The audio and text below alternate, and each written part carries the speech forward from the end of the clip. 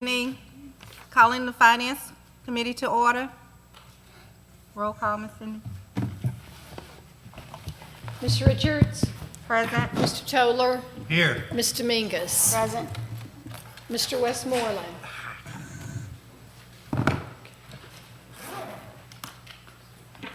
Absent. Okay. All right, let's start with new business.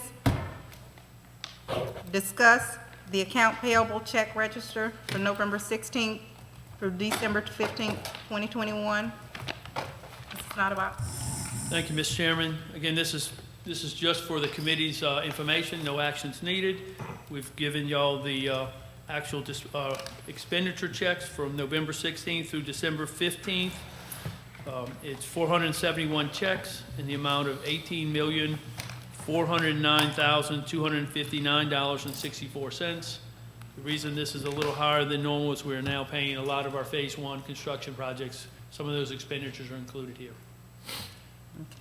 One thing on that, Brett, was on the heating and air, it seemed like we had a lot of line items in the check registry, just said service work with no explanation.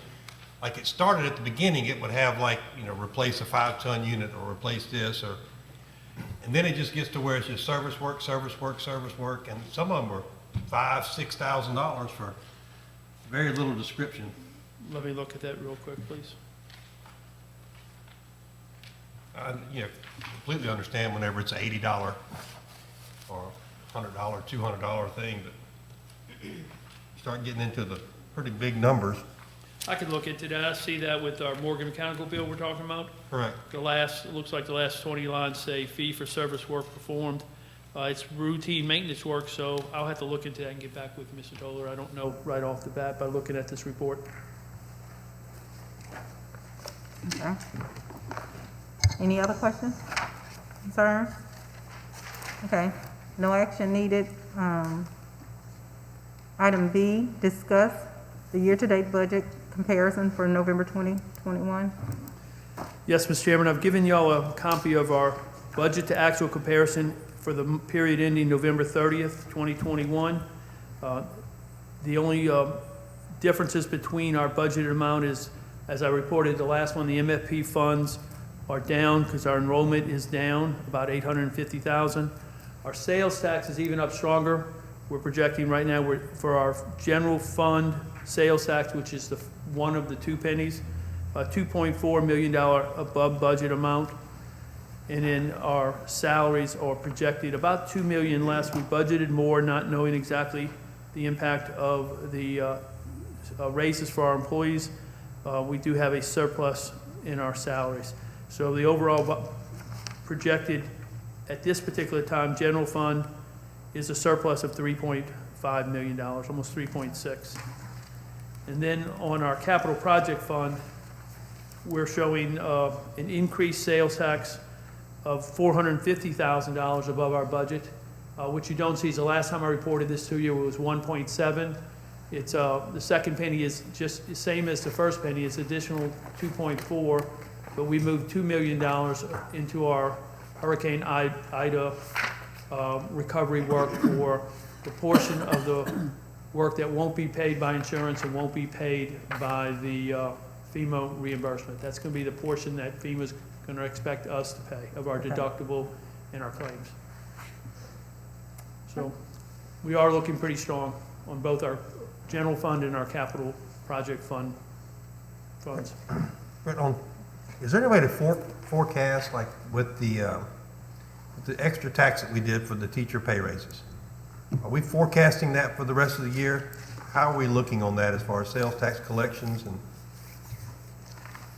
I didn't bring that report with me, but to summarize, the expected expenditures for, well, let's start with the revenue. On the revenue side, we thought we would generate about $910,000 for the 11 months that we would be collecting for this year to get right at $10 million. We are actually collecting closer to $1.3 million each month, so we're significantly above that. The expenditures related is a little less than we anticipated. So I think right now, if I'm projecting, we're going to be closer to $3 to $3.5 million surplus in that account that we'll be able to look at our salaries and our salary schedule and make some adjustments for the upcoming school year. So what is the plan at the end of that year? Do we do 13 check to balance that out, or what do we do? Well, my recommendation would be not to do a 13 check in the 21-22 school year, but if things continue, to plan for one in the 22-23 school year, maybe around mid-year. I think And a then lot, there's a lot of inequities we still want to look at in our salary schedule, especially with some of our coaches stipends, some of our cafeteria workers, our bus drivers, custodians. Those we still aren't competitive with our neighboring districts. We want to revisit. absolutely, and I know that we're going to work toward it. I just know that there's a lot of employees with the anticipation of, if we collect more than we give out, they're going to get an extra check at the end of the year.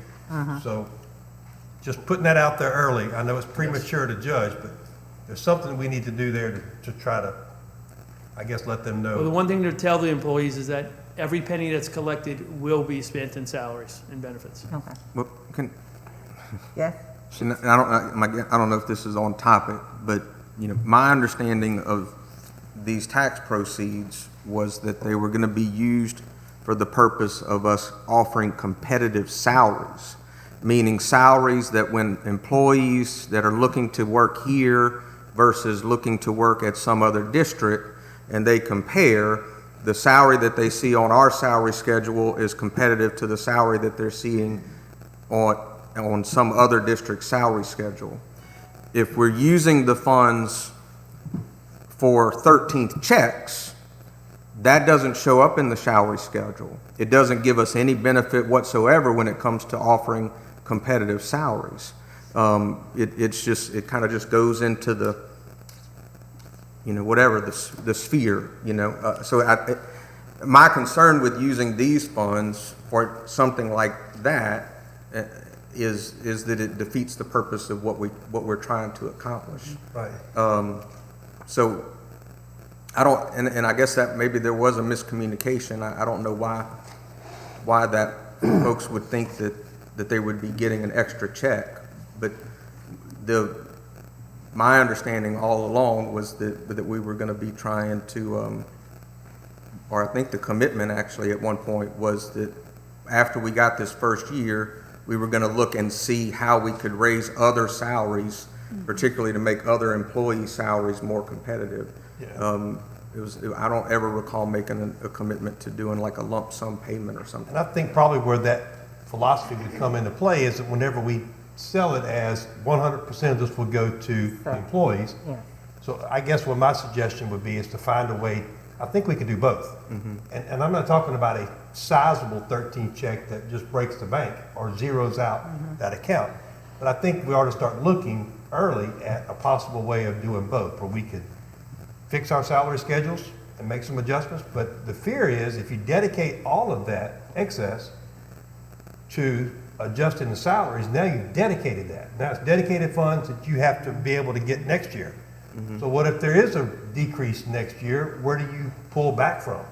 You can pull back from 13 check money, but you can't pull back from dedicated money. That's just my thought. But I know it's premature. I just wanted to get the thought thinking. Yeah, and I personally don't think that our employees are going to have a problem either way, whether they get an across-the-board pay raise or additional stipends, or if they get that at the end of the year. In fact, I think they would probably prefer that as a 13 check. It's like extra money you get to spend without having to budget to spend it.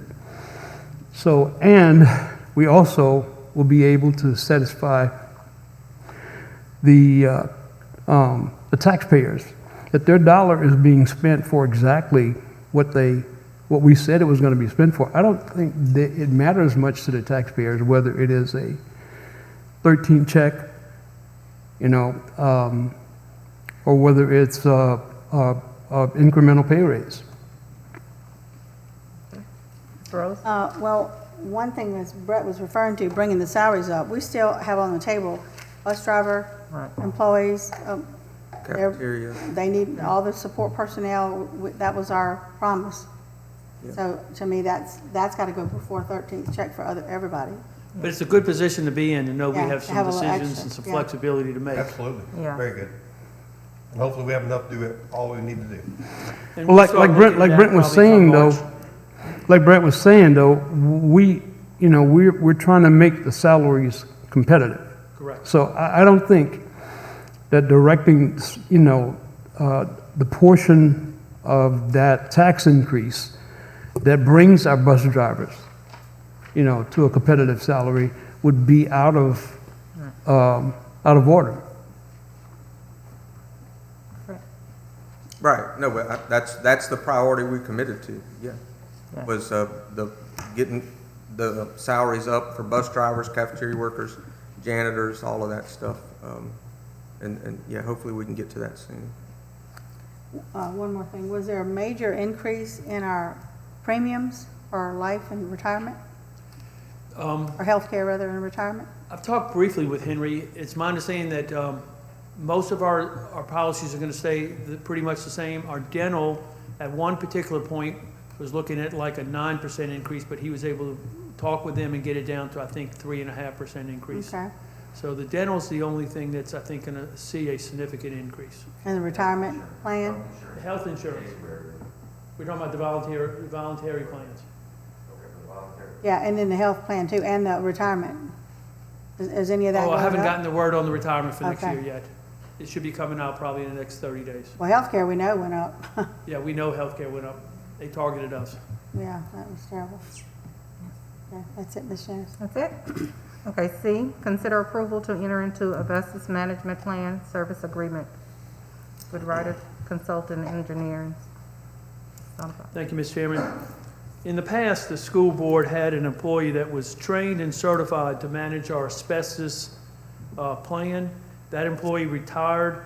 We've identified another employee in our maintenance department. She's gone to some training. She started to get the certification process. But we need some assistance in managing that plan. So we took proposals from two asbestos consulting engineers. We're recommending to go with Ritter Consulting Engineers. And their proposal, even though the fee was more, they included everything we were looking for in order to do what we need to do with their flat fee. So it's the administration's recommendation that we enter into an agreement with Ritter Consulting Services for 1 year to help manage. And part of that will be train our staff to do the work ourselves, so we don't have to have this contract in the future. So move. Okay, A second. okay. Moved in second. Any questions? Ready to vote, Ms. Simmons? Voting is open.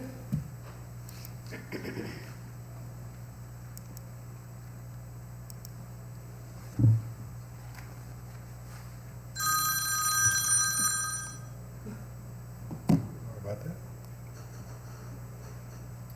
Voting is closed. Motion passes unanimously. Okay. Item D, consider approval to renew our third-party liability and workers' compensation claim management contract with Claims Administration Services. Thank you, Mr. Chairman. Back in September of 2015, we took an RFP, went through, evaluated proposals, and recommended Claims Administration Services, or CAS, to do our third-party administrative work. This is to assist us with our workers' comp and our general liability claims, auto liability claims, and things like that. We've been under their contract since then. The original contract was roughly $73,000. The contract has expired. We'd like to renew a 3-year contract with them. The rate's a little higher. It's a 9% increase, for about $6,600. And talking with Ms. Notriano, she's very pleased with the work we're currently getting with CAS. We're working very hard and closing a lot of our workers' comp and our general liability claims that have been outstanding for a while. They've been very productive in helping us control costs. So we'd like to renew the contract with the same vendor. It's a slight increase, but we'd like to go ahead and move forward with that. I'll make a motion to accept the recommendation.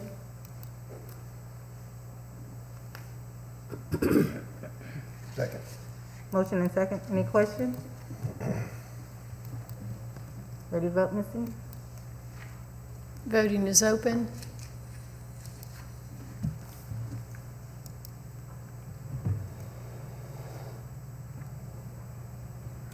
Okay, thank you, Ms. Nottaway.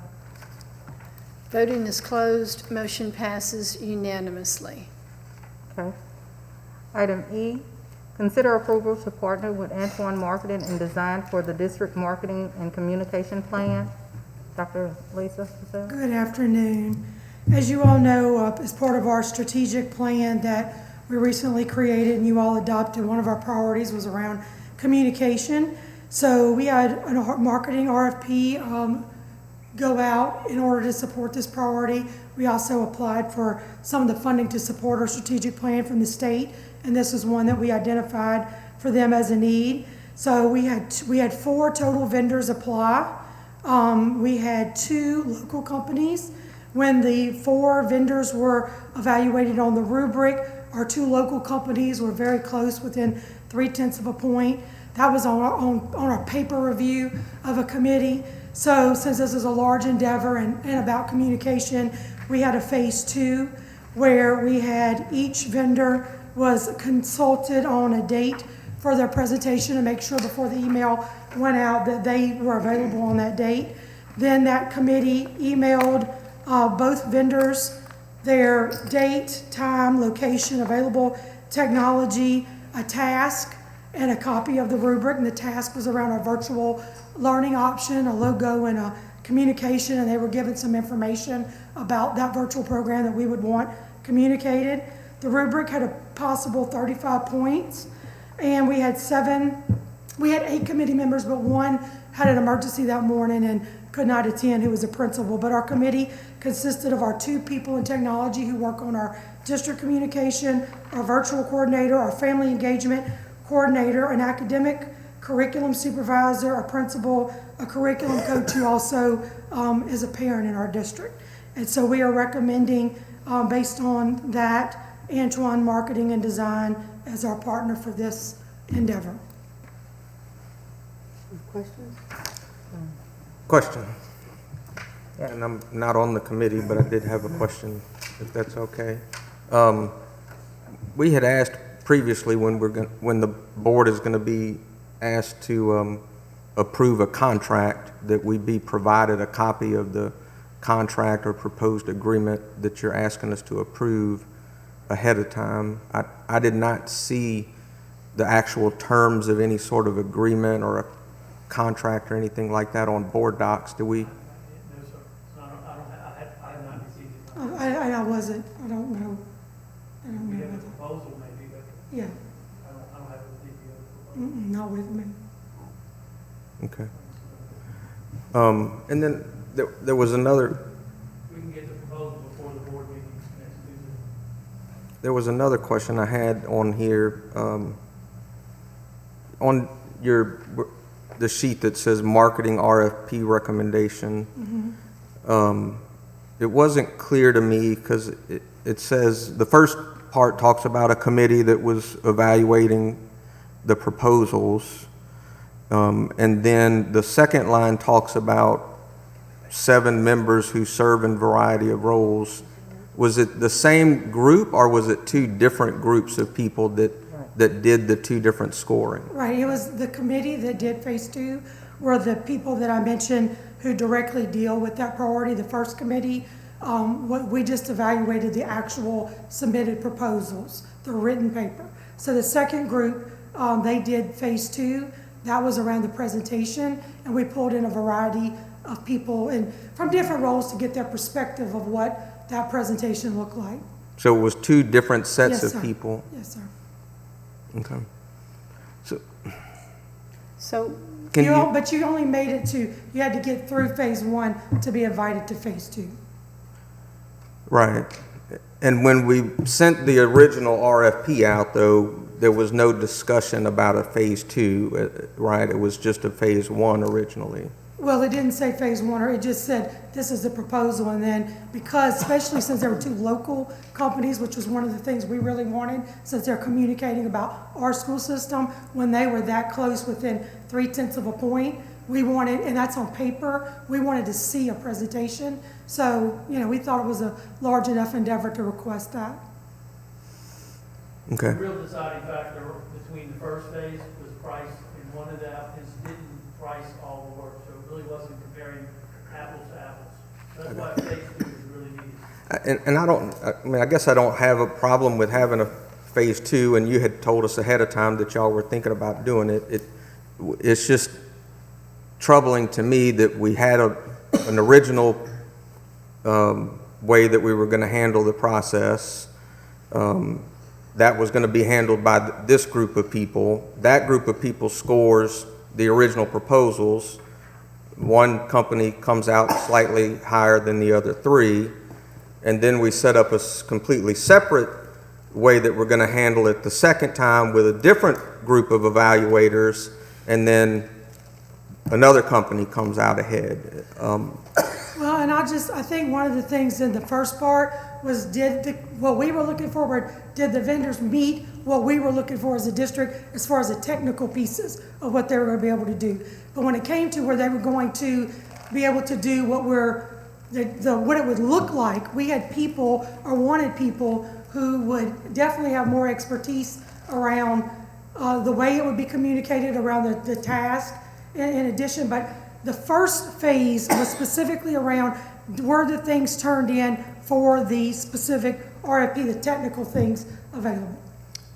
So what about, do you have available to you to where you can show us the 2 different things that the companies did in the? You talking about the presentation? Right, I mean, could we take a look at what was so different? They did a lot, but I'm sure Dina would be happy to share anything that they left with her, like a logo. Unfortunately, she couldn't be here tonight because of COVID, but I can ask her to share that before the board meeting.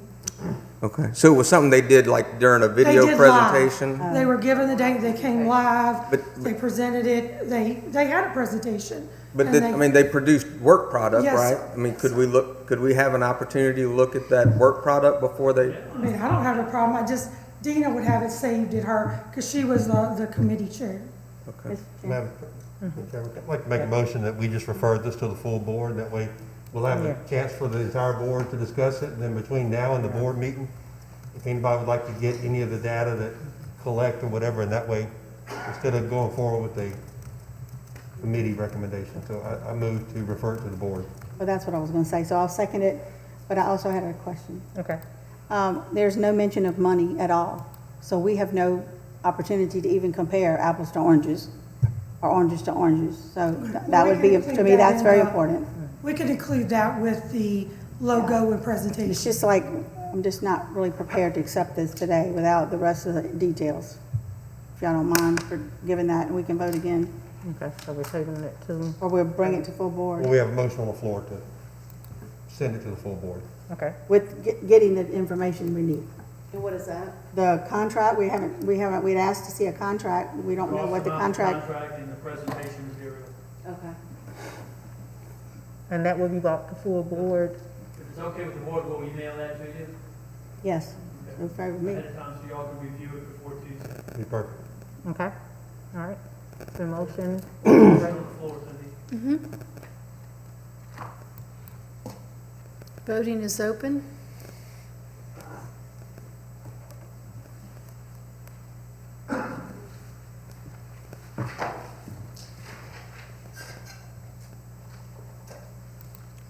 Voting is closed. Motion passes unanimously. is there anything else that concerns for finance? If not, in the adjourn.